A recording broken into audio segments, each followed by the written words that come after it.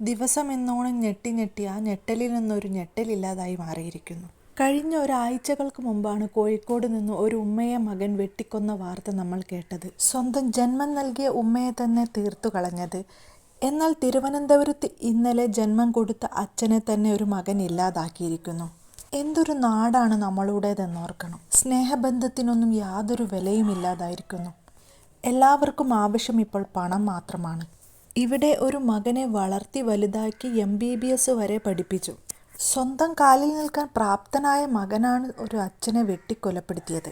അതും പണം കൊടുക്കാത്തതിൻ്റെ പേരിൽ. തിരുവനന്തപുരം വെള്ളയറയിൽ കിളിയൂർ സ്വദേശി ജോസ് ഏവത് ആണ് കൊല്ലപ്പെട്ടത്. മകൻ പ്രജിൻ ജോസ് വെള്ളയറ പോലീസിൽ കീഴടങ്ങി. ഈ വാർത്തയാണ് നമ്മളെ എല്ലാവരെയും വേദനിപ്പിച്ചിരിക്കുന്നത്. അച്ഛൻ ജോസ് ഒരു ബിസിനസ്സുകാരനാണ്. ആവശ്യത്തിൽ കൂടുതൽ സാമ്പത്തിക നിലയൊക്കെയുള്ള ആൾക്കാരാണ്. മകനെ പഠിപ്പിച്ചൊരു ഡോക്ടറാക്കണമെന്നായിരുന്നു ആഗ്രഹം. അതിൻ്റെ അടിസ്ഥാനത്തിൽ ഒരു ഏജൻസി വഴി MBBS പഠിക്കാനായി ഓസ്ട്രേലിയയിലേക്ക് വിടുന്നു. MBBS പഠനമൊക്കെ പൂർത്തിയായി കൊറോണ സമയത്താണ് ഇയാൾ നാട്ടിലേക്ക് തിരിച്ചെത്തുന്നത്. പക്ഷേ ഈ ഏജൻസിയുടെ അനാസ്ഥ കൊണ്ട് യൂണിവേഴ്സിറ്റി സർട്ടിഫിക്കറ്റ് ഇതുവരെ ഇയാൾക്ക് ലഭിച്ചില്ല. അതിനെ തുടർന്ന് ഉപരിപഠനത്തിനോ ട്രെയിനിങ്ങിനോ ഒന്നും ഇയാൾക്ക് കഴിഞ്ഞില്ല. അതേ തുടർന്ന് കുറച്ചു കാലമായി വീട്ടിൽ തന്നെയാണുള്ളത്. വീട്ടിൽ നിന്ന് അങ്ങനെയൊന്നും പുറത്തിറങ്ങാറില്ല എന്നാണ് നാട്ടുകാർ പറയുന്നത്. നാട്ടുകാരുമായിട്ട് സഹകരണമോ മറ്റു കൂട്ടുകെട്ടോ ഒന്നും ഇയാൾക്കില്ല.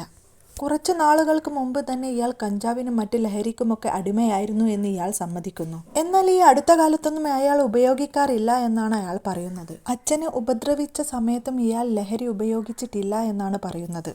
പണം ചോദിച്ചിട്ട് കൊടുക്കാത്തതിൻ്റെ പേരിലും വീട്ടിൽ ഒരു സ്വാതന്ത്ര്യവും തരാത്തതിൻ്റെ പേരിലുമാണ് അച്ഛനെ കൊലപ്പെടുത്തിയതെന്നാണ് ഇയാൾ പറയുന്നത്. കേസന്വേഷണത്തിന് യാതൊരു തരത്തിലും ഇയാൾ സഹകരിക്കുന്നില്ലെന്ന് പോലീസ് പറയുന്നു. മകനും അച്ഛനും തമ്മിൽ കുറച്ച് ദിവസങ്ങളായി തർക്കങ്ങൾ ഉണ്ടാവാറുണ്ട്. പണത്തിൻ്റെ പേരിൽ തന്നെയാണ് തർക്കങ്ങൾ ഉണ്ടാവാറ്. വലിയൊരു തുക കൊടുത്താണ് മകനെ ഡോക്ടറാക്കാൻ ശ്രമിച്ചിരുന്നത്. മകൻ്റെ ദുർനടപ്പിൽ അച്ഛന് നീരസമുണ്ടായിരുന്നു. ഇന്നലെ 9 മണിയോടുകൂടി പ്രജിൻ വീട്ടിലെത്തുന്നു.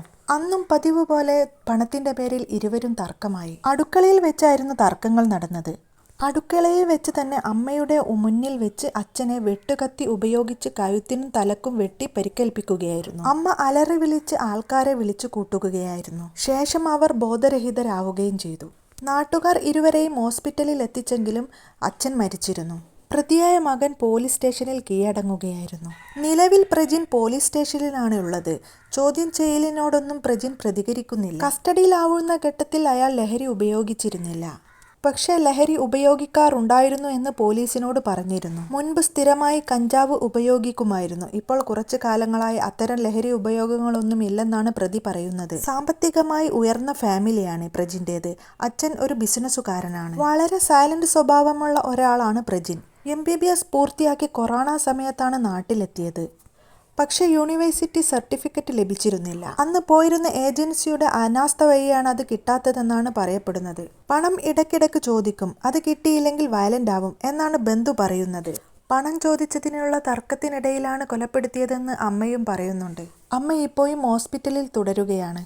മകൻ അച്ഛനെ കൊലപ്പെടുത്തുന്നത് കണ്ട് തളർന്നു വീണതാണ്. ഇന്നത്തെ തലമുറകൾക്കൊക്കെ എന്താണ് പറ്റുന്നത്? അവരുടെ മനസ്സിലൊരല്പം പോലും സ്നേഹമില്ലേ? അവർക്കൊക്കെ ആവശ്യം പണം മാത്രമാണ്. അച്ഛനും അമ്മയുമൊക്കെ നിലനിൽക്കുന്നത് പണത്തിനു വേണ്ടി മാത്രമായിരിക്കും. അതിനപ്പുറം സ്നേഹമെന്നൊരു വസ്തുത ഇവർക്കാർക്കുമില്ല. പ്രജിന് വിവരമോ വിദ്യാഭ്യാസമോ ഒന്നും ഇല്ലാത്തതിൻ്റെ കുറവല്ല. പണവും വിദ്യാഭ്യാസമൊക്കെ ആവശ്യത്തിൽ കൂടുതലാണ്. എന്നിട്ടും വളർത്തി വലുതാക്കിയ, പൊന്നോമനിച്ച് വളർത്തി വലുതാക്കിയ അച്ഛനെയും അമ്മയുമൊക്കെ ഒറ്റ നിമിഷം കൊണ്ട് പണത്തിൻ്റെ പേരിൽ കൊന്നു തള്ളുന്നു. എത്ര ദുഃഖകരമായിട്ടുള്ളൊരു വാർത്തയാണിത്. ദിവസവും ഇതൊക്കെ കേട്ട് കേട്ട് മടുത്തു മരവിച്ചിരിക്കുകയാണ് നമ്മൾ. കാലമേ, നിന്റെ പോക്ക് എങ്ങോട്ടാണ്?